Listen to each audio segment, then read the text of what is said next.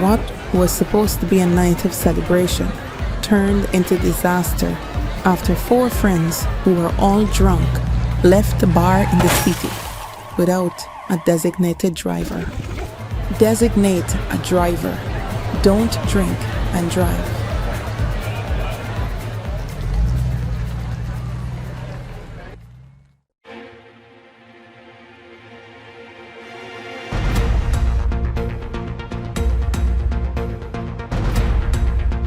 This is your news source evening bulletin for today, Monday, the 21st day of October in the year 2024. I'm Gordon Mosley reporting, and here's what we're tracking tonight. Economist and Working People's Alliance executive Professor Clive Thomas today said the move by the government to recant its earlier decision to issue each household with a $200,000 cash grant exposes the government's inability to plan effectively. The government has said that owing to a number of issues that rose following the $200,000 per household grant announcement, a decision was made to withdraw the household grant and instead issue a $100,000 cash grant to every adult Guyanese. But Professor Thomas, who is the brainchild of the Buxton proposal, expressed disappointment in the move, contending that it's an indication of the government's lack of appreciation for social and scientific experiments and studies that have clearly defined what constitutes a household. Noting that it is an insult to the Bureau of Statistics, Dr. Thomas said the government has further reduced the initiative to a political gimmick, now targeting voters. To my mind, it's shameful that the government can go to the extent of saying that they would give this to households and then turn around and change their mind and decide to give it to every eligible voter. Because what else is an adult over 18 but an eligible voter? And this, to my mind, is a scandal of very high proportions. He also said single-parent families with minors or teenage mothers who have not yet attained the age of 18 are likely to be sidelined. In his Buxton proposal, which dates back to 2018, Dr. Thomas made a case for direct cash transfers, arguing that each household should receive a grant of $5,000 or 1 million Guyana dollars from the oil revenues.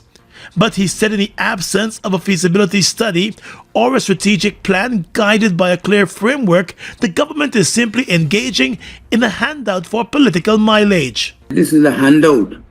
And it is called a handout because it's given under a program that is not worked out in terms of time. There's no guarantee it will be repeated. There's no stated regularity in it. So people can't even use it as a potential burning money. It's not a financial asset they're accumulating. They're getting a once for all a handout. They don't know when it's coming next. This is not a time-bound, serious social executed project. This is a gamble to get what the definition of the recipients of the money are defined as people who vote. Meanwhile, WPA presidential candidate Dr. David Hines said the Working People's Alliance remains convinced that a universal basic income in the form of cash transfers is one of the most effective means of reducing poverty.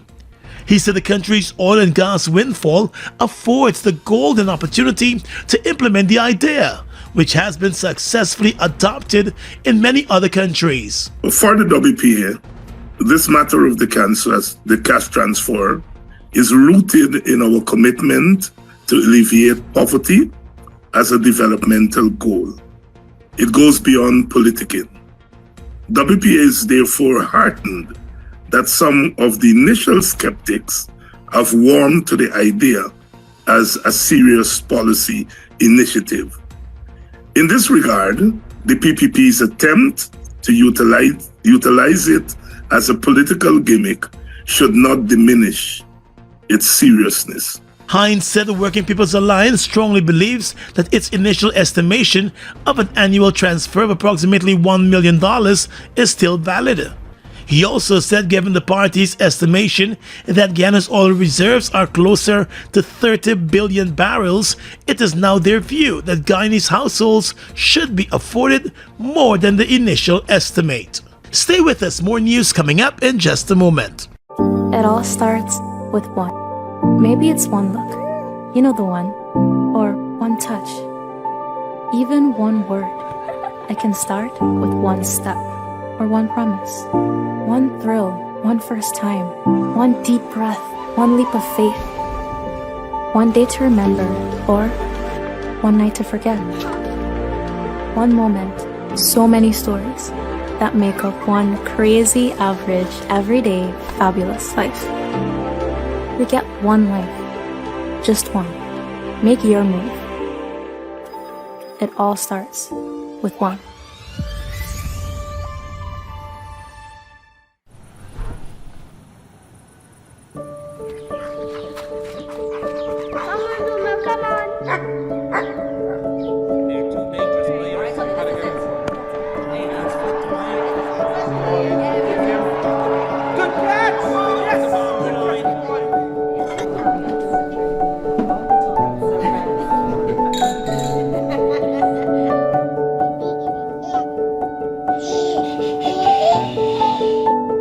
Your own home is so much more than just four walls, floors, and ceilings. It's a lifetime of great memories and stories. Come talk to us and start your journey home today.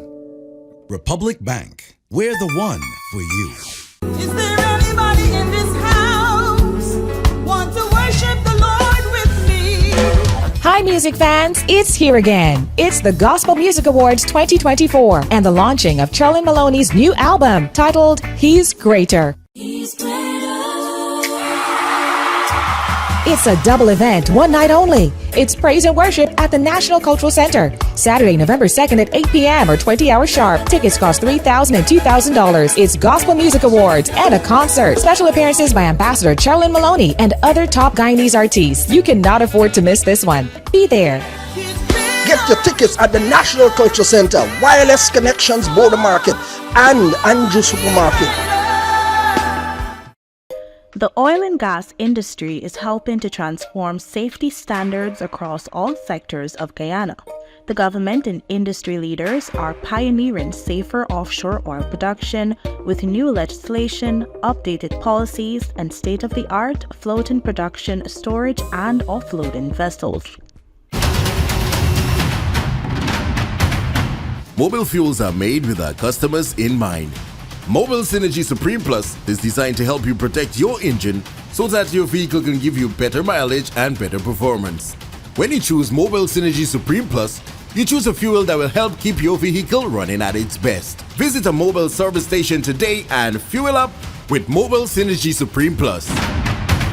Mobile trademarks are owned by ExxonMobil and used under license. Well, the government of Guyana, through the Ministry of Natural Resources, announced today that following a competitive bidding process, BB Energy Trading Limited and GE Energy have been awarded contracts to market Guyana's share of crude from the 3 floating production, storage, and offloading vessels. In a statement this afternoon, the Natural Resources Ministry explained that the contracts were awarded through the National Procurement and Tender Administration Board. According to the statement, BB Energy Trading Limited will market Guyana's share of crude from the Liza Unity and Prosperity FPSOs, while GE Energy will market the country's crude from the Liza Destiny FPSO. The international firms the Natural Resources Ministry said were selected following a competitive procurement process that commenced in September and saw 27 bids being submitted. According to the ministry, in keeping with the request for bids, the evaluation was on a lots basis, where the most substantially responsive bidder in relation to the combined lots was determined in keeping with the evaluation criteria.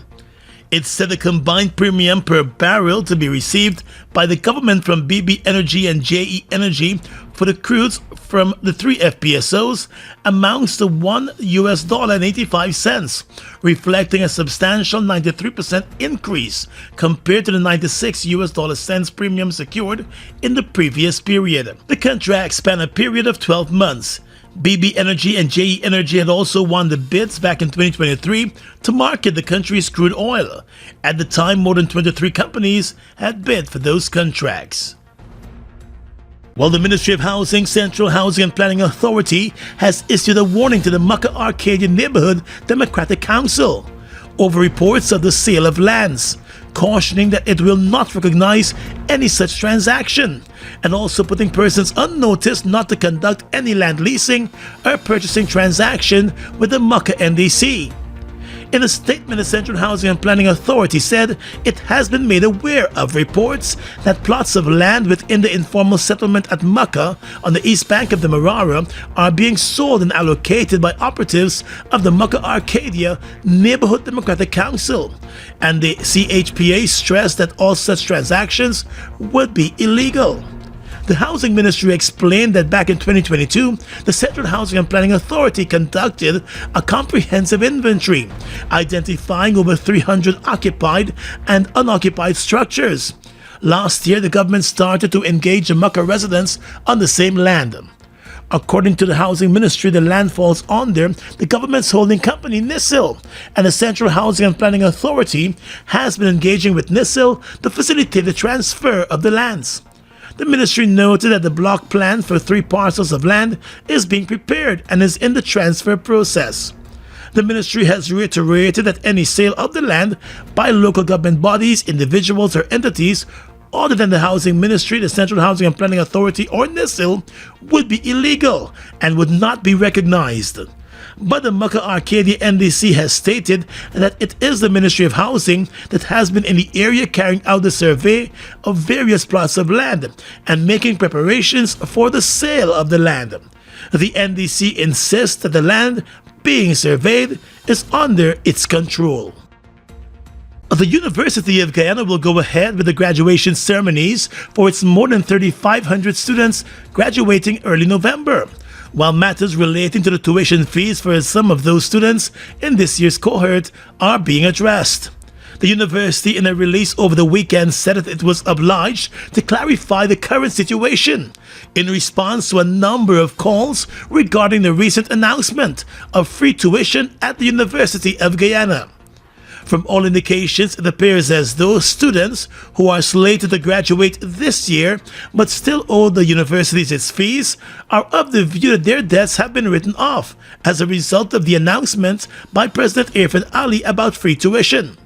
The university said it welcomes and supports quality free tuition at the university and wherever it can be sustainably offered in the country, and noted that the tertiary institution has made no other determinations subsequent to those already made in regard to this year's graduations, planned for the 7th to the 9th of November and on the 16th of November. The university also said recent developing conditions surrounding interpretations by students and others about free tuition has produced some conditions which must be addressed urgently, adding that some of those matters concerning implementation modalities and the paying over of fees owed by prospective graduates and continuing students to the university are being assiduously addressed by the appropriate offices of the University of Guyana and the Government of Guyana. UG says those modalities are being worked out. It is hoped that all eligible students can graduate on time, and the operations of the university, for which fees have always been needed, can continue uninterrupted until January of next year, when the first semester officially ends. The release from the institution pointed out that even before the free tuition was announced, it has extended itself for the past 4 years by allowing thousands of students to attend and successfully complete their studies without fully paying their fees. The university said it is exploring all possible avenues to ensure the operations and best interests of everyone, especially students who are slated to graduate this year. The Guyana Elections Commission GECOM is currently conducting a national registration exercise. Who can register? Anyone who will be 14 years or older by December 31st, 2024 and is a Guyanese citizen by birth, descent, naturalization, or is a citizen from a Commonwealth country living in Guyana for 1 year or more. How to apply for registration? You must visit the GECOM registration office that is responsible for the registration of persons from your area of residence to apply for registration or name change or correction. You must be in possession of the following source documents as might be relevant: original birth certificate or valid Guyana passport for new registration, original marriage certificate and original birth certificate in the case of a name change by way of marriage, original deed poll and original birth certificate in the case of a name change by deed poll, original naturalization certificate and original birth certificate or valid passport in the case of naturalization. This registration exercise will end on November 29, 2024. For further information, please contact GECOM on the following hotline numbers: 225-027729, 226-6557, 223-9650, or visit the GECOM website at www.gecom.org.gy.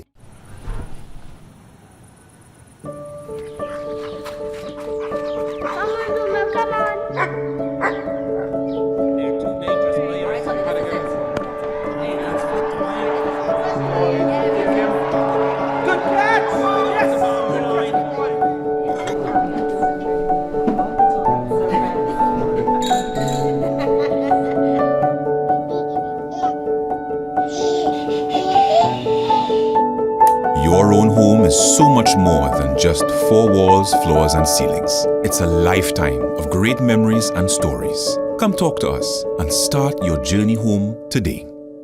Republic Bank. We're the one for you.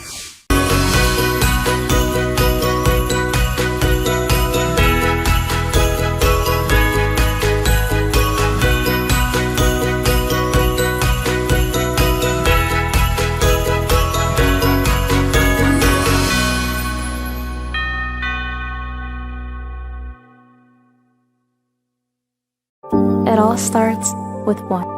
Maybe it's one look, you know the one, or one touch, even one word. I can start with one step, or one promise, one thrill, one first time, one deep breath, one leap of faith, one day to remember, or one night to forget. One moment, so many stories that make up one crazy, average, everyday, fabulous life. We get one life, just one. Make your move. It all starts with one.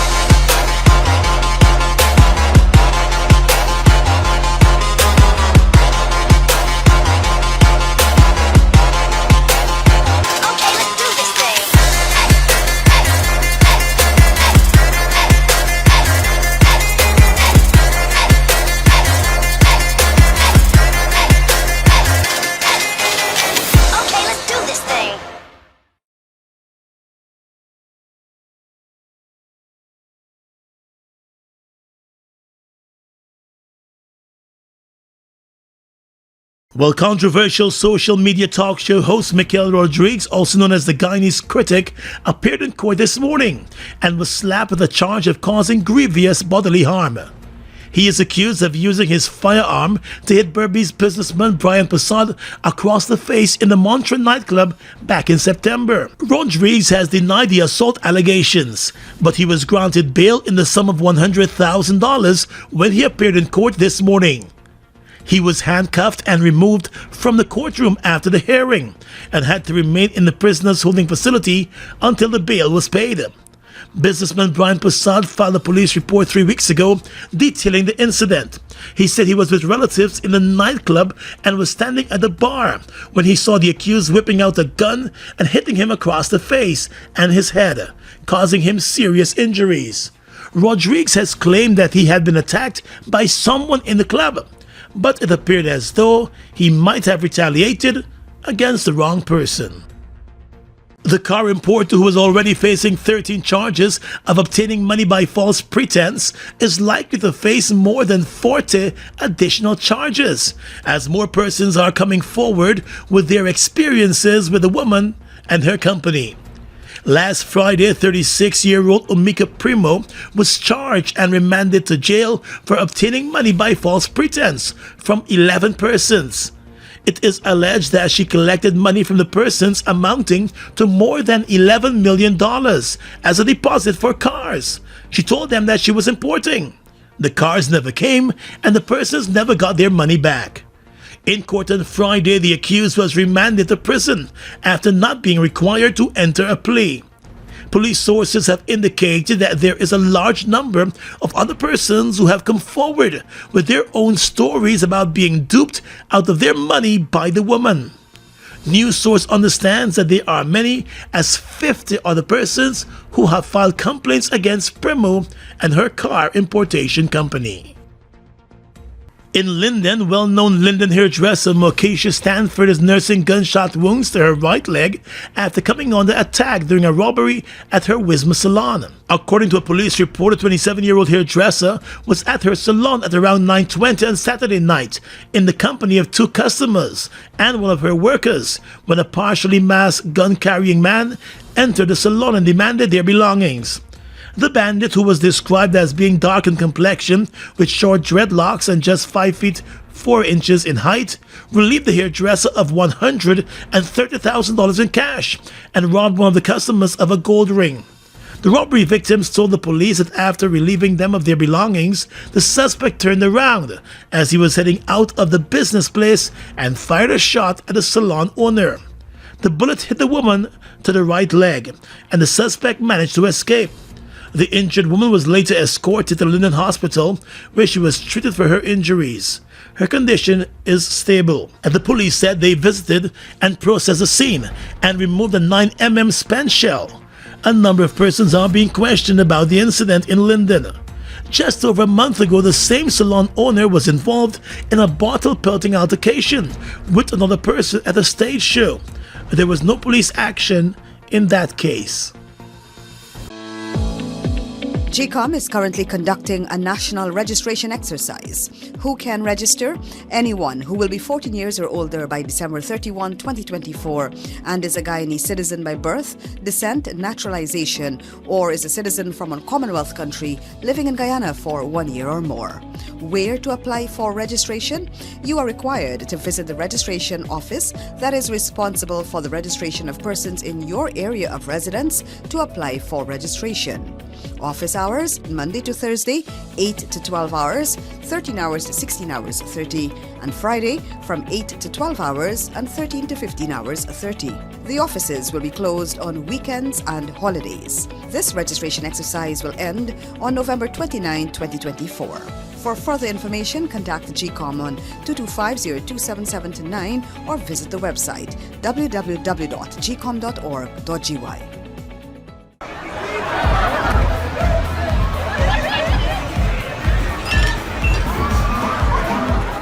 What was supposed to be a night of celebration turned into disaster after 4 friends who were all drunk left the bar in the city without a designated driver. Designate a driver. Don't drink and drive.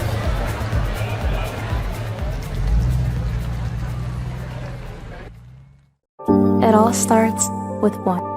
Maybe it's one look. You know the one. Or one touch.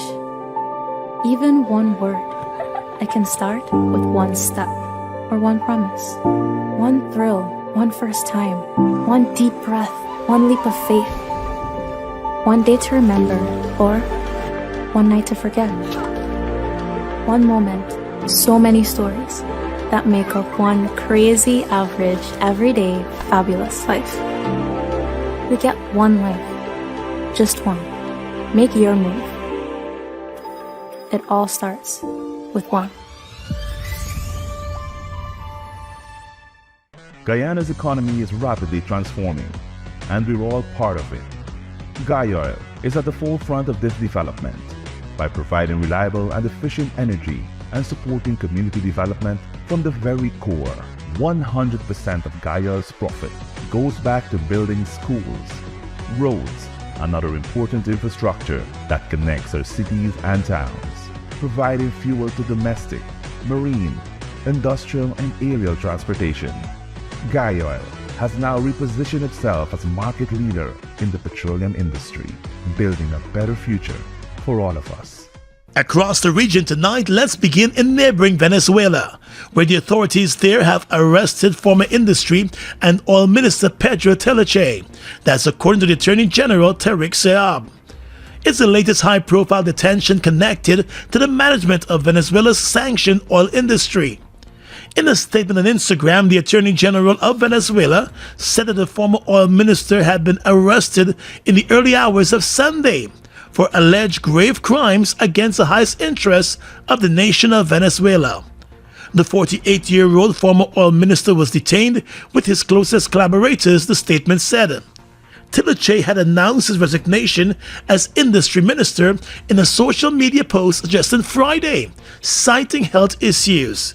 Back in August, Venezuelan President Nicolas Maduro conducted a large-scale cabinet shakeup that moved Teleche from the oil ministry to the industry ministry and handed the country's key oil brief to the vice president, Delcy Rodriguez. Hurricane Oscar made landfall in eastern Cuba on Sunday, packing winds of nearly 80 miles per hour. On Friday, the island's main energy plant failed and knocked out electricity for 10 million people. Supply was partially restored on Saturday before collapsing again. The energy and mining minister in Cuba said power would be restored for most by this evening, while the last customer may receive service by early tomorrow. A few hours after landfall, the hurricane weakened into a tropical storm. The National Hurricane Center in the U.S. said the storm could still cause significant flash flooding and mudslides in eastern areas across Cuba. And finally tonight, international news. South Korea has summoned the Russian ambassador seeking the immediate withdrawal of North Korean troops, which it says are being trained to fight in Ukraine. About 1,500 North Korean soldiers, including those from the Special Forces, have already arrived in Russia, according to Seoul's spy agency. In a meeting with the ambassador, the Vice Foreign Minister Kim Jong-hyun denounced the move and warned that Seoul will respond with all measures available. The Russian ambassador said he would relay the concerns, but stressed that the cooperation between Moscow and Pyongyang is within the framework of international law. It is unclear what cooperation he was referring to. The BBC said the ambassador did not confirm allegations that North Korea has sent troops to fight with Russia's military. Earlier today, Kremlin spokesperson Dmitry Peskov told reporters that cooperation between the two nations is not directed against third countries. And that's your News Source Evening Bulletin for tonight. I'm Gordon Mosley reporting and encouraging you to have a safe and enjoyable night.